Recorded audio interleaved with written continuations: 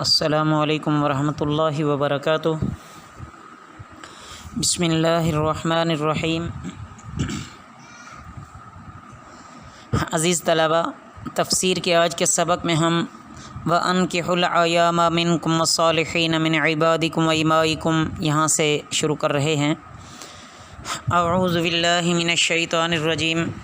بسم اللہ الرحمن الرحیم۔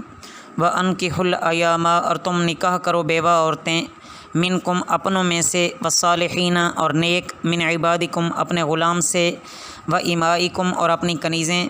ان یکونوا اگر وہ ہوں، فقراء تنگ دست، یغنیہم اللہ من فضلہ انہیں غنی کر دے گا اللہ اپنے فضل سے، واللہ واسع علیم اللہ وسعت والا ہے، علم والا ہے۔ وَلْيَسْتَعْفِفِ الَّذِينَ اور چاہیے کہ بچے رہیں وہ لوگ جو لا یجدون نکاحا نہیں پاتے نکاح، حتی یغنیہم اللہ من فضلہ یہاں تک کہ انہیں غنی کر دے اللہ اپنے فضل سے۔ عزیز طلبہ، حدیث مبارکہ میں بھی نکاح کی بڑی فضیلت اور ترغیب آئی ہے۔ نکاح کرنے سے انسان عفت اور عصمت کے لحاظ سے محفوظ ہو جاتا ہے۔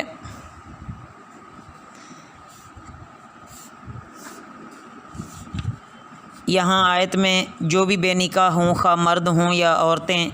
اور خواہ بھی نکاح نہ ہوا ہو یا بیوی کی وفات یا طلاق سے اب اکیلے ہو گئے ہوں اور حقوق زوجیت ادا کرنے کے لائق ہوں، تو ہدایت ہے کہ تم ان کا نکاح کر دیا کرو۔ علماء نے لکھا ہے کہ اس آیت کا یہ مطلب نہیں ہے کہ جس کا بھی نکاح ہو جائے گا اللہ اس کو غنی اور مالدار بنا دے گا، بلکہ مدعا یہ ہے کہ جب دوسرے حالات موافق میسر ہوں تو محض فقر اور افلاس کو نکاح کا مانع قرار نہ دیا جائے۔ اس میں لڑکی والوں کو بھی ہدایت ہے کہ نیک اور شریف آدمی اگر ان کے ہاں پیغام دے تو محض اس کی غربت دیکھ کر انکار نہ کر دیں۔ بہرحال اسلام میں عورتوں اور مردوں کے بغیر شادی کیے بیٹھے رہنے کا طریقہ ناپسندیدہ قرار دیا گیا ہے۔ والذین یبتغون الکتاب اور جو لوگ چاہتے ہوں مکاتبت، مما ملکت ان میں سے جو مالک ہوں، ایمانکم تمہارے دائیں ہاتھ کے، فکاتبوہم تو تم ان سے مکاتبت کر لو، یعنی آزاد کی تحریر کر لو، ان سے آزادی کے لیے تحریر کر لو۔ ان علمتم اگر تم جانو، فیہم ان میں، خیرن بہتری، وآتوہم اور تم ان کو دو، من مال اللہ الذی آتاکم اللہ کے مال سے جو اس نے تمہیں دیا، ولا تکرہوا اور تم نہ مجبور کرو، فتیاتکم اپنی کنیزیں، علی البغاء بدکاری پر، ان اردنا اگر وہ چاہیں، تحصنا پاک دامن رہنا، لتبتغوا تاکہ تم حاصل کرو، عرض الحیات الدنیا سامان زندگی دنیا کا، ومن یکرہن اور جو انہیں مجبور کرے گا، فإن اللہ تو بے شک اللہ، من بعد اکراہہن ان کی مجبوری کے بعد، غفور الرحیم بخشنے والا نہایت مہربان ہے۔ وَلَقَدْ اور البتہ تحقیق، انزلنا ہم نے نازل کیے، الیکم تمہاری طرف، آیات مبینات احکام واضح، وَمَثَلًا مِّنَ الَّذِينَ اور مثالیں ان لوگوں سے جو، خلو من قبلکم گزرے تم سے پہلے، وَمَوْعِظَةً لِّلْمُتَّقِينَ اور نصیحت ہے پرہیزگاروں کے لیے۔ عزیز طلبہ، مطلب یہ ہے کہ اس آیت میں غلام اور باندیوں سے مکاتبت کا حکم بیان فرمایا جا رہا ہے۔ مکاتبت کے لفظی معنی لکھ پڑھ کے ہیں، لیکن اصطلاح شریعت میں کہتے ہیں کہ یہ لفظ غلام اور آقا کے درمیان ایک معاہدے کا نام ہے، کہ جس میں غلام آقا سے یہ کہے کہ میں کما کر اتنا مال تجھے دوں تو آزاد ہو جاؤں گا، اور مالک اسے منظور کر لے، اور یہ مکاتب اگرچہ ابھی غلام رہے گا لیکن کمائی، پیسہ، تجارت وغیرہ کے کرنے میں وہ خود مختار ہو جائے گا۔ پھر اگر شرط پوری ہو گئی تو غلام آزاد ہو جائے گا، اور اگر نہ پوری ہوئی تو اسی حالت میں غلام رہے گا، یا تو خود ہی مکاتبت کو فسخ کرا لے کہ میں نہیں کما سکتا، ورنہ قاضی یا حاکم فسخ کرا دے گا۔ بہرحال اس صورت میں عزیز طلبہ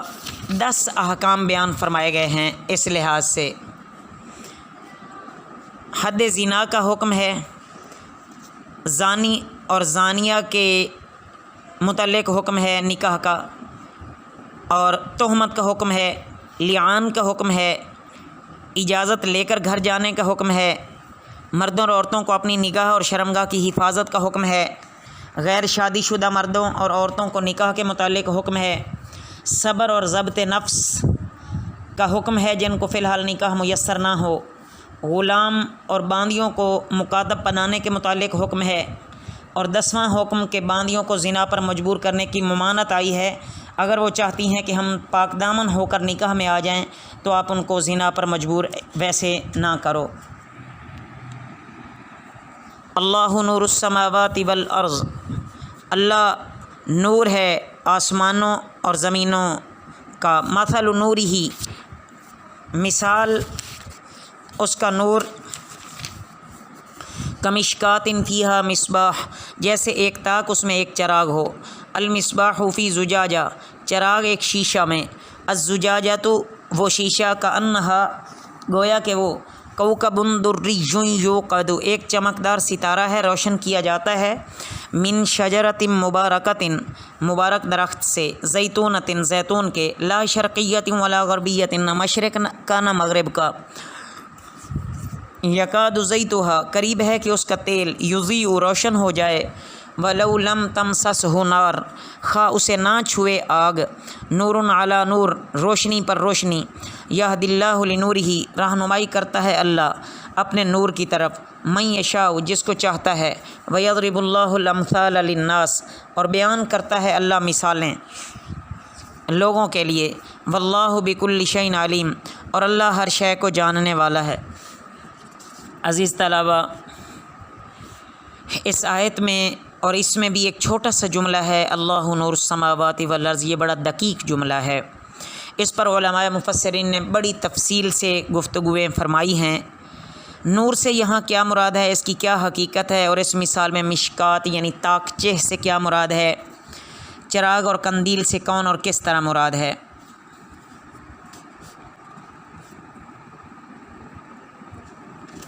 عزیز طلبہ، نور سے مراد یہاں نور ہدایت ہے، یعنی اللہ کی ہدایت ظاہر اور مظہر ہونے میں صاف شفاف چراغ کی روشنی کی طرح ہے۔ ہدایت کا نور اور روشنی اگر مل سکتی ہے تو اسی پاک ذات سے مل سکتی ہے، اس کے برعکس اس سے فیض حاصل کیے بغیر جہالت، ظلمت، تاریکی، گمراہی کے سوا اور کچھ ممکن نہیں ہے۔ اس کے بعد اسی آیت میں یہ بھی بتایا جا رہا ہے کہ ہدایت کا جو حصہ ملتا ہے، اس کی مثال ایسی سمجھو کہ گویا مومن متقی کا جسم ایک تاک کی طرح ہے جس کے اندر ستارے کی طرح چمکدار شیشہ کا قندیل رکھا ہوا ہے، اس قندیل میں معرفت اور ہدایت کا چراغ روشن ہے، یہ روشنی ایسے صاف اور شفاف ہے اور لطیف تیل سے حاصل ہو رہی ہے جو ایک نہایت ہی مبارک درخت یعنی زیتون سے نکل کر آیا ہے، اور زیتون بھی وہ جو نہ شرقی ہے نہ غربی ہے، یعنی نہ تو اس کی شرقی جانب میں کسی درخت یا پہاڑ وغیرہ کی آڑ ہے کہ جو دن کے اول حصے میں اس پر دھوپ نہ پڑے، اور نہ ہی اس کی جانب غربی میں کوئی آڑ ہے کہ دن کے آخری حصے میں اس پر دھوپ نہ پڑے۔ واضح رہے کہ ایسے درخت کا روغن بہت لطیف، صاف شفاف اور روشن ہوتا ہے، غرض بھی بغیر آگ دکھلا ہی معلوم ہوتا ہے کہ یہ خود بخود روشن ہو جائے گا، اور جب اس میں آگ لگ گئی تو پھر تو نور علی نور ہو جائے گا۔ غرض نور ہدایت الہیہ کی مثال ہے، باقی یہ سب کچھ اللہ کے قبضے میں ہے، جس کو چاہے اپنے نور ہدایت سے منور فرما دے، اور وہی جانتا ہے کہ کس کو یہ روشنی ملنی چاہیے اور کون اس نعمت کا مستحق ہے۔ فی بیوتن، اور وہ ایسے گھروں میں، فی بیوتن ان گھروں میں، اذن اللہ حکم دیا اللہ نے، ان ترفع کہ بلند کیا جائے، ویذکر اور لیا جائے، فی اسمہ ان میں اس کا نام، یسبح لہ تسبیح کرتے ہیں اس کی، فیہا ان میں، بالغدو والآصال صبح اور شام، رجال اللہ تلہیہم اور وہ لوگ کہ انہیں غافل نہیں کرتی، تجارت ولا بیع تجارت اور نہ ہی خرید و فروخت، عن ذکراللہ اللہ کے ذکر سے، و اقام الصلاۃ اور قائم رکھنا نماز کو، و ایتاء الزکوٰۃ اور زکوٰۃ ادا کرنا، یخافون اور وہ ڈرتے ہیں، یومن اس دن سے، تتقلب فیہ القلوب والابصار کہ الٹ جائیں گے اس میں دل اور آنکھیں، لیجزیہم اللہ تاکہ انہیں جزا دے اللہ، احسن ما عملوا بہتر سے بہتر جو انہوں نے کیا، ویزیدہم اور وہ انہیں زیادہ ہے، من فضلہ اپنے فضل سے، اور وہ انہیں زیادہ دے گا، یہ معنی بھی کر سکتے ہیں، من فضل ہی اپنے فضل سے، واللہ یرزق من یشاء بغیر حساب اور اللہ رزق دیتا ہے جسے چاہتا ہے بلا حساب۔ میرے عزیز طلباء، ان آیات مبارکہ میں مزید آداب سکھائے جا رہے ہیں کہ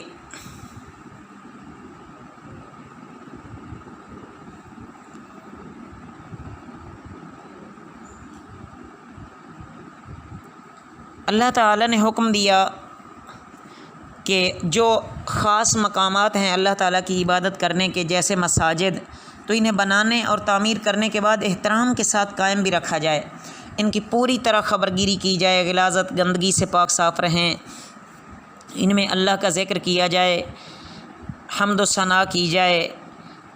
اور جو اللہ کے نیک بندے ہوتے ہیں وہ حمد و ثنا کرتے ہیں، صفائی رکھتے ہیں، اور ان کے جمع ہونے کا وقت ایک تو صبح کا وقت ہے، پھر ظہر سے لے کر دوسرے دن صبح صادق تک سب اوقات ہیں۔ غدو سے مراد صبح کی نماز ہے، آصال میں باقی 4 نمازیں داخل ہیں، تو اس طرح 5 نمازوں کے بارے میں ارشاد فرما دیا۔ جب اللہ عز و جل کے سامنے حاضر ہو کر اپنے اعمال کا حساب دینا ہوگا، اس دن لوگوں کے دل بدل جائیں گے اور یقین ہو جائے گا کہ اللہ تعالیٰ کی ذات برحق ہے۔ اس آیت میں رجال کا لفظ آیا ہے جس میں اشارہ ہے کہ مساجد میں حاضر ہونا مردوں کے لیے ہے، نہ کہ عورتوں کے لیے، اس لیے جمعہ اور جماعت مردوں ہی پر واجب ہے، نہ کہ عورتوں پر۔ دوسرا حکم یہ دیا گیا کہ اللہ کے ان گھروں کی یعنی مساجد کا ادب کیا جائے۔ تیسرا حکم یہ کہ اللہ کا ذکر کیا جائے، اللہ کی تسبیح بیان کی جائے۔ ان آیات سے معلوم ہوا کہ عبادت اور تجارت دونوں ایک ساتھ جمع ہو سکتی ہیں، یہ دین کے منافی نہیں ہیں۔ لہٰذا جن لوگوں کا یہ خیال ہے کہ دین کا کام کرنے سے دنیا جاتی رہتی ہے تو ان کا یہ خیال غلط ہے۔ غرض ہے کہ مومنین اور صالحین کی یہ صفت ہے کہ ان کو تجارت اور بیع، خرید و فروخت وغیرہ کا مشغلہ اللہ کی یاد سے غافل نہیں کرتا، اور شریعت یہ ہرگز نہیں کہتی کہ دنیا کو بالکل چھوڑ دو، بلکہ شریعت تو یہ کہتی ہے کہ حلال طریقے سے دنیا کماؤ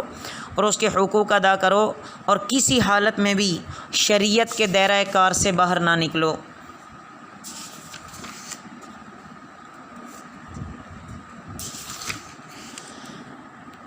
والذین کفروا اور جن لوگوں نے کفر کیا، اعمالہم ان کے عمل کسراب بقیعۃ سراب کی طرح چٹیل میدان میں، یحسبہ الظمآن گمان کرتا ہے پیاسا، ماء پانی اس کو، حتیٰ یہاں تک کہ اذا جاءہ جب وہ وہاں آتا ہے، لم یجدہ اس کو نہیں پاتا، شیئا کچھ بھی، ووجد اللہ اور اس نے پایا اللہ کو، عندہ اپنے پاس، فوفاہ تو اس نے اسے پورا کر دیا، حسابہ اس کا حساب، واللہ سریع الحساب اور اللہ جلد حساب کرنے والا ہے۔ او کظلمات یا جیسے اندھیرے، فی بحر دریا میں، فی بحر لجی یغشاہ گہرا پانی اسے ڈھانپ لیتی ہے، موج، من فوقہ اس کے اوپر سے، موجن ایک دوسری موج، من فوقہ اس کے اوپر سے، سحاب بادل، ظلمات بعضها فوق بعض اندھیرے اس کے بعض کے اوپر، یعنی ایک دوسرے کے اوپر۔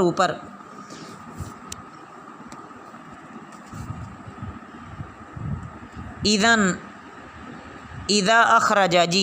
اخرج جب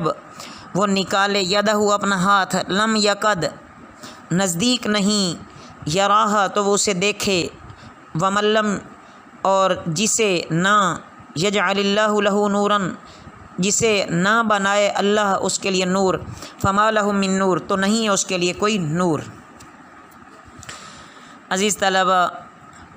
یہاں یہ بیان فرمایا گیا ہے کہ کفار کی ایک قسم تو یہود و نصارہ اور منافقین کی ہے، عذاب اور ثواب کو کچھ مانتے ہیں اور اسی بنا پر بظاہر عبادت مذہبی اور کار خیر بھی کرنے کے مدعی ہیں، لیکن ان کا ایمان بے حقیقت ہے۔ پہلی مثال تو یہاں آیت میں اس قسم کے کفار کی دی گئی ہے۔ دوسری قسم جو بت پرست اور اللہ کے غیر کی عبادت کرتے ہیں، عند اللہ اگر بظاہر کوئی کام ان کا اچھا بھی ہو تو کفر کی شامت سے وہ عند اللہ مقبول اور معتبر نہیں ہے۔ تو ان فریب خوردہ کافروں کی مثال ایسی بتائی گئی جیسے دوپہر کے وقت جنگل بیابان میں ایک پیاسے کو دور سے پانی دکھائی دیا اور وہ حقیقت میں چمکتی ہوئی ریت تھی۔ پیاسا اس پیاس کی شدت سے بےتاب ہو کر جب وہاں پہنچا تو معلوم ہوا کہ پانی کچھ بھی نہیں تھا، یہ تو ریت ہی ریت ہے۔ تو اللہ تعالیٰ عمر بھر کا حساب لینے کے لیے موجود تھا، چنانچہ اسی حسرت کے وقت اللہ نے ان کا سب کا حساب ایک دم میں چکا دیا۔ اس کے بعد مزید کفار کے اعمال کی مثال دی ہے کہ جو سر سے پاؤں تک دنیا کے مزوں میں غرق ہیں، اندھیروں میں پڑے ہوئے ہیں۔ ان کی مثال ایسی ہے جیسے گہرے سمندر میں کہ جس میں ایک پانی کی گہرائی کا اندھیرا، پھر موجوں کے طوفان کا اندھیرا جو ایک پر ایک چڑھی چلی آتی ہے، پھر اس کے اوپر گھٹا بادل کا اندھیرا، پھر رات کا وقت غرض اندھیرے پر اندھیرا ہر طرف سے چھایا ہوا ہے۔ اپنا ہاتھ اٹھا کر آنکھوں کے قریب لا کر یہ دیکھیں تو اندھیرے کی وجہ سے نظر نہ آئے کہ ہاتھ کہاں ہے، غرض اسے روشنی کی کہیں سے بھی ذرا بھی جھلک نظر نہیں آتی۔ اس مثال کا حاصل یہ ہے کہ اس شخص کے پاس اپنے اعمال کے باب میں کوئی بھی ایسا امید والا کام اور دل کو خوش کرنے والی بات نہیں ہے، ظلمت ہی ظلمت ہے۔ ان کفار کو چاہیے کہ اتباع حکام الہیہ کا ارادہ کرتے تو اللہ تعالیٰ ان کو نور ہدایت دیتا، مگر انہوں نے اعراض کیا تو وہ تاریکیوں میں رہ گئے۔ اللہ تعالیٰ اپنے فضل سے